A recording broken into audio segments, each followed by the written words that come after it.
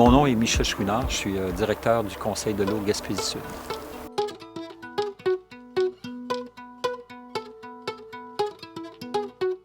La politique de protection des rives et du littoral, c'est un cadre général pour protéger les milieux aquatiques, autant d'eau douce que d'eau salée. Donc, ça touche à la fois les bords de rivières, les bords de lacs, les milieux humides et aussi le bord de mer. Finalement, la réglementation s'inspire de la politique. C'est une politique qui est là depuis environ une quinzaine d'années, 12-15 ans, et qui trace le cadre général, si vous voulez, de protection des milieux aquatiques. Des prescriptions qui sont là-dedans sont là à titre d'indicateur. C'est comme des minimums à respecter d'une certaine façon. Dans certains cas, la loi ou la réglementation peut aller plus loin, notamment au niveau des MRC, parce que ça donne des pouvoirs aux municipalités de légiférer en termes d'activités à proximité des milieux aquatiques. Et eux peuvent aller plus loin d'une certaine façon que ce qui est préconisé dans la politique. Mais elle n'a pas, en tant que telle, de valeur légale. C'est comme une orientation générale qui permet de guider les législateurs pour assurer là réellement une bonne protection. Le fait d'avoir un texte de loi ou une réglementation permet d'agir légalement en cas d'infraction et ce genre de choses-là, ce que la politique présentement ne permet pas en soi. La politique sur la protection des rives du littoral s'applique à toute activité, toute intervention à proximité des milieux aquatiques. Dans le cas des hydrocarbures, par contre, il y a des lois connexes qui, eux, vont aller de façon beaucoup plus précise, beaucoup plus pointue, mais toujours en s'inspirant de la politique.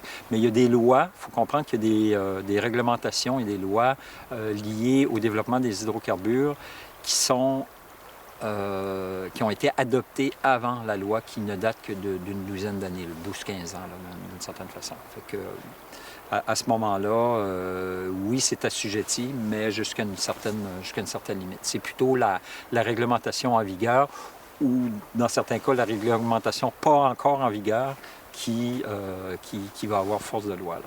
Cette politique-là a inspiré justement plusieurs réglementations qui ont été adoptées par la suite, d'une certaine façon.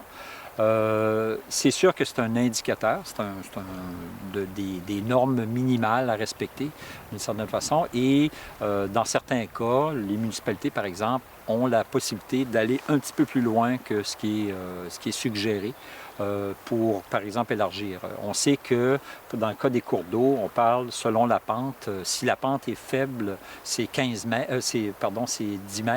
Et si la pente est forte, ça veut dire comme ça, là, on va aller à 15 mètres de distance là, du bord de la limite des hautes eaux d'un cours d'eau.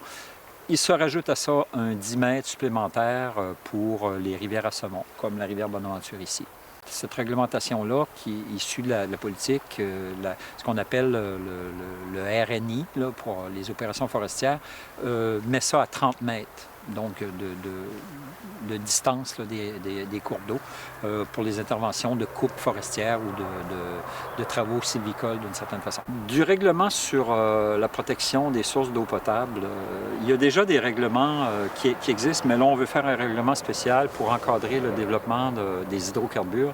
On peut souhaiter que ça vienne encadrer de façon plus précise, parce qu'il y a beaucoup de zones grises présentement.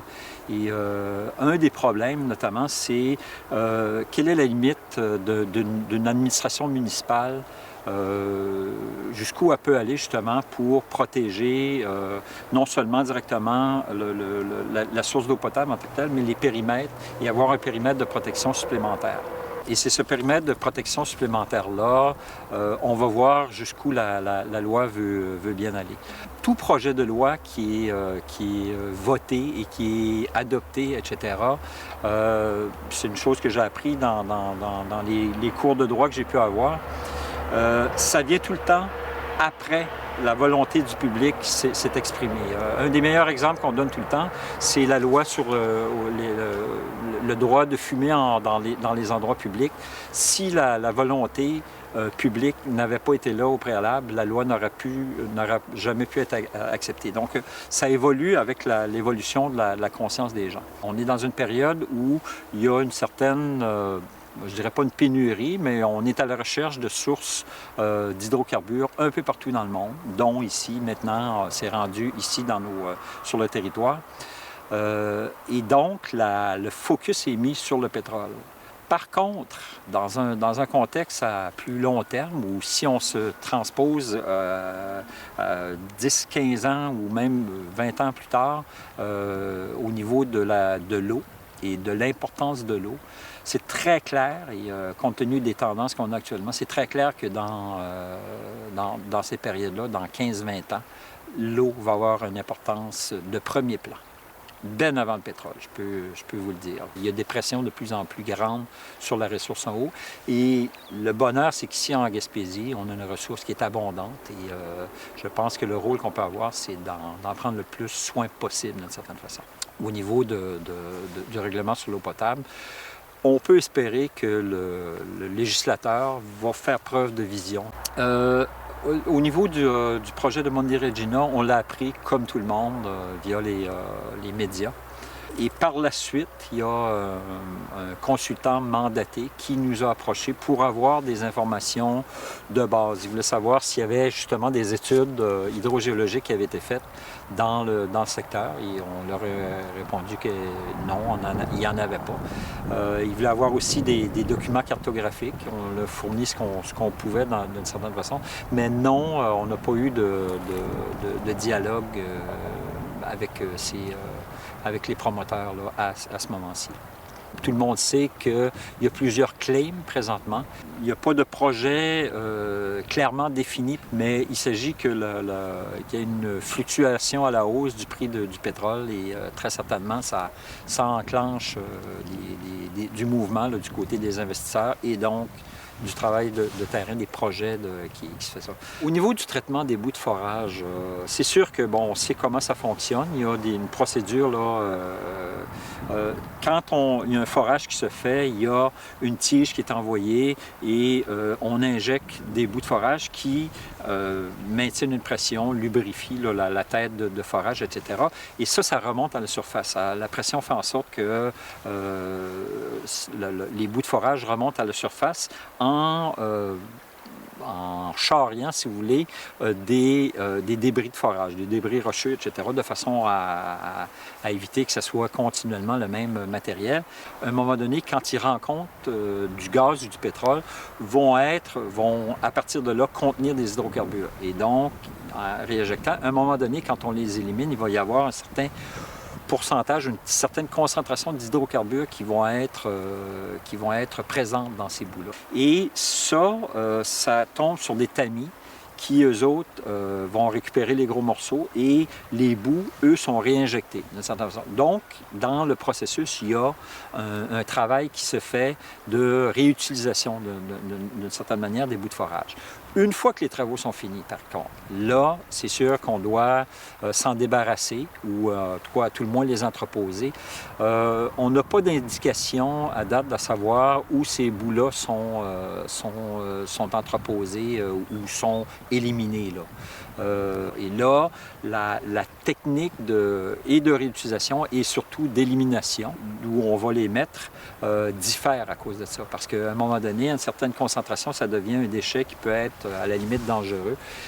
Et ça, c'est pas du tout le même mode d'élimination qui est en vigueur là, par rapport à ça, qui est préconisé là, par rapport à ça.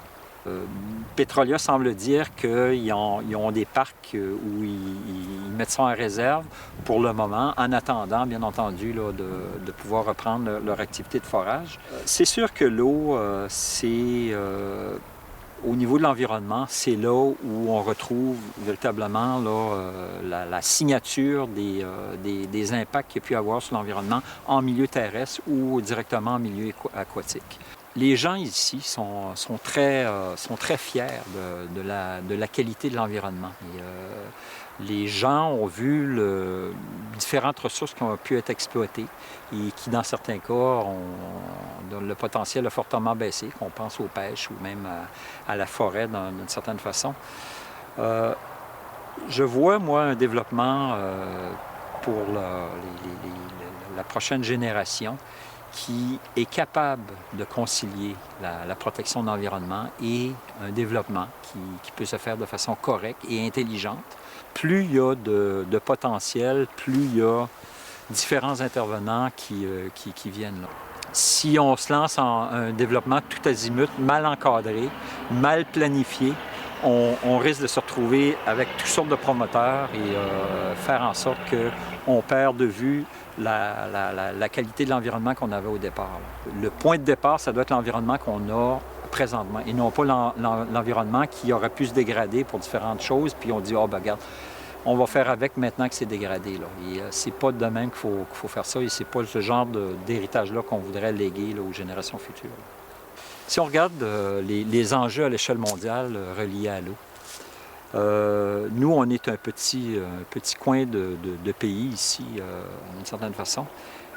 Mais pour avoir voyagé dans plusieurs pays d'Asie et d'Europe, je me rends compte à quel point ici, on a une richesse incroyable d'avoir autant d'eau et en aussi grande qualité aussi. Et quelque part, c'est dans les prochaines années quelque chose qui va être un atout majeur là, pour la Gaspésie.